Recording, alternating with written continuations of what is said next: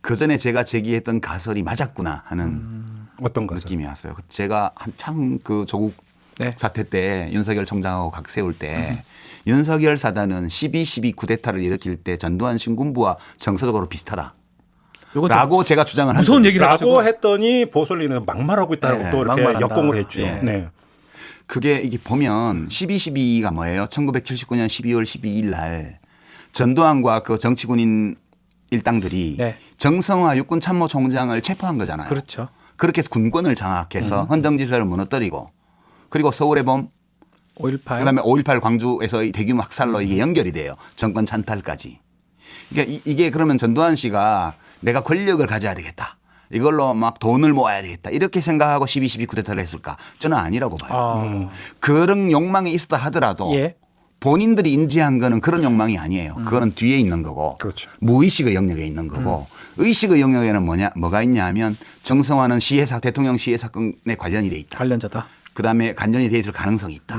그다음에 이 사람이 참모총장을 계속 하면서 군권을 장악하고 있으면 우리가 이 사회 혼란을 수습할 수가 없다. 없다. 그래서 우리가 국가를 위해서 역사를 위해서 국민을 위해서 국가 안보를 위해서 척결해야 된다. 이게 12.12 당시에 신군부 정치군인들의 정서였거든요. 네. 그렇죠. 네. 그렇다고 볼 수 있죠. 그러니까 예. 이 윤석열 총장이 조국 사태의 과정에서 보인 행태. 그러니까 윤석열 총장이 사석에서 검찰 간부들하고 얘기할 때 딱 그런 분위기예요. 물론 전언을 전해들은 말이지만 얘기? 대통령에 대해서 얘기할 때 이 한동훈 검사가 일개 장관이 국민의 권리를 뽀샵지라고 앉아 있어. 그렇죠. 지가 이렇게 얘기를 하잖아요. 예. 딱 그 분위기예요. 국가의 헌정 질서와 그다음에 검찰이 세워야 될 사회 정의라는 가치와 이런 것들을 생각해 볼 때 우리의 판단이 옳고 맞아요. 저 정치하는 자들 뭐 대통령부터 시작해서 저 인간들은 찬스 만나면 부정부패를 저르는 자들이기 때문에 우리가 판단해서 문제가 있으면 그냥 수단방법을 안 가리고 척결해야 돼. 이 생각을 갖고 있는 거예요. 이게 맞습니다. 12.12 신군부의 정서거든요.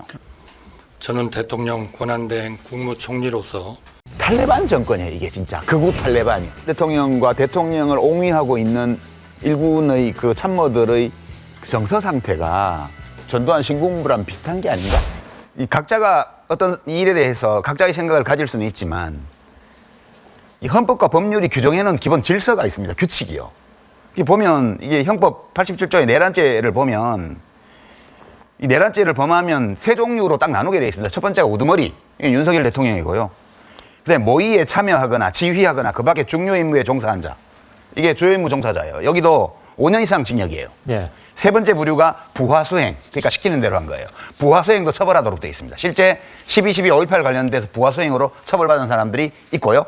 김재규 그 11.6 대통령 시해 사건 관련해서도 부하수행으로 사형당한 사람도 있습니다. 예. 국회 문을 봉쇄하고 국회의원 신분증을 제시하는데도 안 들여보내고 막은 경찰관들도 처벌받아야 돼요. 그리고 야간투시경 끼고 국회에 들어간 군인들도 다 처벌받아야 됩니다. 예. 그런데 우리가 이제 이 사태를 겪으면서 이 내란이 왜 실패했을까를 생각을 해보면 우선 시민들이 진짜 훌륭하게 행동했고요. 야당 국회의원들이 제할 일을 했고 일부 여당 의원들이 그걸 함께 했습니다. 그게 우선 드러나는 그런 우리가 칭찬하고 인정해야 마땅할 거고요. 또 하나가요. 매우 소극적으로 행동한 현장의 군인들이 있어요. 그러니까 우리 시장님 말씀대로 전쟁이 벌어져서 적과 전투를 할 때는 아무리 이 명령이 이상해 보여도 공격하라 하면 해야 돼요. 근데 야간 투시경하고 총 들고 갔는데 거기 국회의원들이고 시민들이에요. 그러면 제정신이 있는 군인이라면 그 돌격 앞으로 해도 주저하고 망설이게 돼 있는데요. 저는 그날 군인들 모습에서 그런 거 많이 보였다고 생각하고요. 예. 투입된 것 자체는 잘못됐다고 생각합니다. 상관을 잘못 만나가지고 인생을 망친 사람입니다. 예. 이거는 친위 쿠데타인데 실패하고 그리고 윤석열 혼자 달랑 잡혀갔어요. 그리고 그 공범과 잔당들이 다 막 법원, 검찰, 무슨 교도소, 무슨 행정부, 네. 경찰 할 거 없이 윤석열의 친위 쿠데타에 가담했거나 방조했거나 이런 공범 추종자들이 다 정당에 여당까지 다 깔려있는 상황에서 네. 처음에 윤석열 하나 잡혀. 그러니까 시간이 엄청 걸리는 방식으로 지금 가고 있는 거예요. 네. 그러면서 이게 완전 성공한 쿠데타가 되어서 나중에 막 민중혁명식으로 반전이 이루어졌으면 드러나지 않았을지도 모를 이 한국의 이 실패한 친위 쿠데타와 그 뒤에 벌어진 일련의 과정은 되게 희귀한 케이스 스터디의 대상이에요. 이게 정말 이례적인 거고요. 역사에서 잘 찾아보기 어려운 그런 상황이에요 지금. 그래서 저는 뭐 시간 많이 걸릴 것 같아. 그래서 저는 이게 정점에 오히려 김건희가 있을 것이다. 그래서 그 김건희 특검에 대해서는 뭐 기한을 두지 말고 계속해서 연장해서 뿌리를 뽑아야 된다. 그래서 저 주변을 전방위적으로 다 수사를 해가지고 도대체 특검법을 개정해서 그렇습니다. 활동 기한을 연장하는 기한을 연장하고 또 규모도 더 확대해서 원래는 지금 연말까지죠. 그렇습니다. 그래서 170일로 되어 있는데요. 다 뿌리가 뽑힐 때까지 이게 다 드러나야 돼요. 그래야지 우리가 역사 속에서 이것을 배우고 다시 되풀이되지 않을 건데 안 그러면은 지금 나온 혐의만 16개인데 완전 다 16개입니다. 다른 얘기예요. 이제 그 얘기는 조국 혁신당에서 앞장서서 네, 좀 맞습니다. 하는 걸로. 네. 반드시 해야 됩니다. 원래 네. 세빙선 역할이 그런 거 세빙선 아니겠어요? 역할을 하겠습니다. 네. 보편적인 보통 사람들의 보편적인 정서 이런 거를 느낄 수 있어요. 그러니까 근데 오래전 얘기지만 노무현 대통령이 초선 의원 시절에 그 50 비리 청문회를 할 때 정주영 현대그룹 회장이나 또는 뭐 풍산그룹의 회장이나 이런 네. 분들 나왔을 때 정주영 회장한테는 제가 사회적으로 보면 이렇게 마주 앉아서 묻고 답할 수 있을 관계가 아니다. 나는 귀하에 비하면 잽도 안 되는 그래도 내가 국회의원이고 이 자리니까 묻겠다. 이렇게 했는데 그 사람들의 마음이 확 다가가는 거예요. 그런 게. 그리고 풍산금속 경우에는 산재로 사망한 노동자가 있었는데 그 장례비 보상금을 놓고 그게 뭐 8천만 원이냐 1억 얼마냐 이걸 가지고 신경이하던 장면 얘기하면서 네. 이렇게 수십억씩 권력자한테 넙죽넙죽 갖다 바치면서 내 네, 그 돈 장면 벌어주려고 기억납니다. 네. 일했던 노동자가 목숨을 잃었는데 네. 그게 8천만 원이다 얼마다 이게 그렇게 중요한 일이었냐. 절대 권력을 가지고 있는 권부에는 5년 동안에 34억 5천만 원이라는 돈을 널렁널렁 갖다 주면서 내 공장에서 내 돈 벌어주려고 일하다가 죽었던 이 노동자에 대해서 4천만 원 주느냐 8천만 원 주느냐를 가지고 그렇게 싸워야 합니까? 그것이 인도적입니까? 그것이 기업이 할 일입니까? 답변하십시오. 사람이 누군가를 위해서 어떤 사업자를 위해서 일을 하다 죽는 것 그에 대한 감각이 없는 건지 사람 목숨으로 여기지 않고 무슨 작업 도구로 여기는 게 아닌가 그런 생각이 들 때가 있습니다. 나와 내 가족이 귀한 것처럼 일하는 그 노동자들도 누군가의 가장이고 누군가의 가족이고 누군가의 남편이고 누군가의 아내이고 그렇습니다. 그런 것들이 사람들의 마음을 울리는 거예요. 생각 못 해봤는데 듣고 보니 이게 사람 사는 세상이 이래서 되나 그런 느낌이 오기 때문에 사람들이 이제 네. 그 감동을 받은 거거든요. 우리 법정은 정의를 세우는 것이 아니라고 본다고 내가. 이제 그 20대 때부터 제가 갖고 있던 생각인데 지금도 마찬가지인데 법관 중에도 훌륭한 법관, 법에 따라서 양심에 따라서 법리에 따라서 하는 법관이 있고 그렇지 않은 법관이 있어요.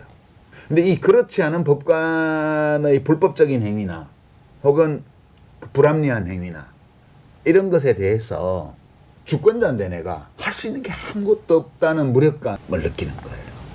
그래서 저는 제 개인적으로는 그 사건이 제일 충격적이었어요. 윤석열이 쿠데타를 한 것보다 네. 직위원이 그걸 풀어준 것이 저에게는 더 화가 나는 거예요. 윤석열의 쿠데타는 국회가 모여서 해제 결의를 하고 그 심지어 시민들이 국회를 둘러싸서 군인들을 막고 이렇게 해서라도 이걸 대처를 할 수가 있는데 이 직위원의 판사의 행위에 대해서는 그 무엇도 할 수 없다는 거예요. 지금 우리 사회 우리나라의 큰 헌법적인 또는 그런 정치적인 문제라고 저는 보고요. 법원이 이러면 도대체 세상이 어디로 가지?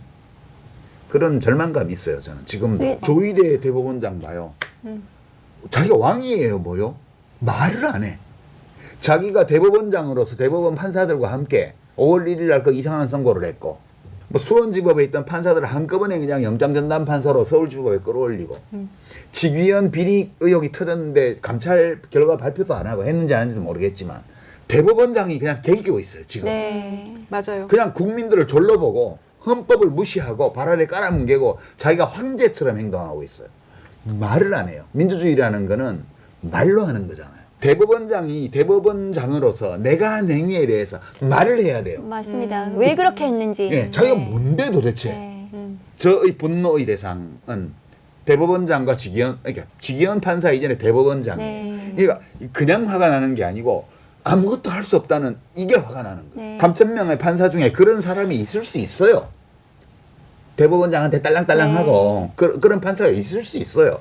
그거는 인간적으로 우리가 이해할 수 있는 일이에요. 그런 사람이 있다는 거는. 근데 제도라는 것은 어떤 사람이 법과 원칙을 이탈하는 행위를 했을 때 그것을 바로잡을 수 있는 게 제도의 힘인데 제도가 무기력한 거예요. 지금 이게. 그러니까 이것 때문에 저는 엄청 참 이 감정을 주체를 못 하겠어요. 생각을 하면. 말을 안 해. 말을 안 하는 거는 독재자의 징후예요. 아. 이 사람이 직책이 대법원장인데 하는 행태는 독재자입니다. 독재자는 말을 안 해요. 힘으로 하지. 네. 자기의 이 재판권은 법원에 속한다라는 이 헌법 조항. 재판권은 내 거야. 그리고 내 거는 내 맘대로 하는 거야. 왜 내가 이렇게 했는지에 대해서 난 말 안 할 거야. 이런 말 안 하는 거예요. 이런 걸 어떻게 용납하지? 이 민주공화국 법치주의 사회에서. 저는 그 점 이번 사태를 통틀어서 저한테 가장 충격적이고 걱정스럽고 격분하게 만드는 일은 조이대 대법원장. 네. 윤석열을 뽑는 거 봐. 뭐 판단하는 게 엄청 많아. 그런 군중심인데요. 손에 왕자 쓰고 나온 사람 뽑았잖아. 윤석열이 속옷 차림으로 누워서 집행을 거부하면서 나에게 강제력을 행사할 수 없다. 특검 측에서 인권을 침해하거나 무리한 집행을 하지 않았고 윤석열 스스로가 갑자기 의자에서 땅바닥으로 내려앉고 주저앉아서 집행을 거부한다라는 입장만 계속 반복적으로 얘기를 했고 1차, 2차 두 번 다 속옷 차림으로 집행을 거부한 게 맞습니다. 물리력 사용하지 마. 손대지 마. 진술 거부할 사람을 뭐하러 조사하냐? 당신 검사 해봤어? 안 해봤잖아. 당신하고 말하고 싶지 않으니까 문 닫아. 라고 했다고 합니다. 친위 구태타 실패하고 감옥까지 간 전직 대통령이라는 자가 특검 조사 안 받겠다고 내세우는 권위가 겨우 검사야. 네. 검사 해봤어? 안 해봤잖아. 대통령 해봤어? 또는 뭐 부자 해봤어? 이런 게 아니고 검사 해봤어? 내가 검사한 사람이야. 이런 말이잖아요. 어쩌라고. 응? 어쩌라고. 그게 그렇게 유세야? 정말 하찮은 인간입니다. 네, 너무 고통스러웠습니다. 국민들한테 공개 안 하는 게 낫습니다. 네, 고통스러웠어요. 소리 막 지릅니까? 그러니까 뭐 아까 제가 이렇게 메모한 거 하시는 제가 거 봤거든요. 읽어봤는데. 우리 권민정 아나운서하고 이상민 크리에이터가 말씀하시는 거 봤는데 달라요.